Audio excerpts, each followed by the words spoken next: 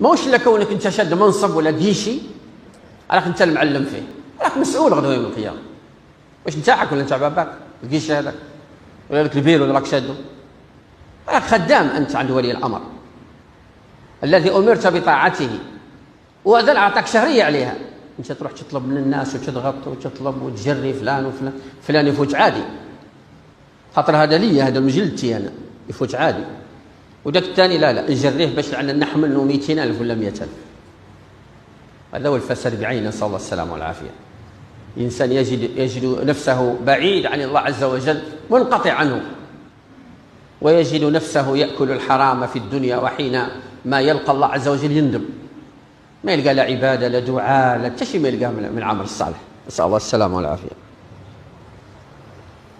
ثم الانسان اذا اغلقت دونك الابواب ووجدت ان الرشوه في كل مكان، وهذا يعني مش موجود، يعني مش لهذيك الدرجه، ولكن يقولوا للانسان اسعى في هذا الباب لقى فيه التشيبه والرشوه، اسعى في هذا الباب لقى المحسوبيه والكتاف، ما عنده الكتاف، وسعى ولازم يدفع، لازم يدفع، لازم تدفع. أو ايش قال النبي صلى الله عليه وسلم؟ صلوا على سيدنا رسول الله، نبي الرحمه، قال من ترك شيئا لله عوضه الله خيرا منه. انت اترك الشيء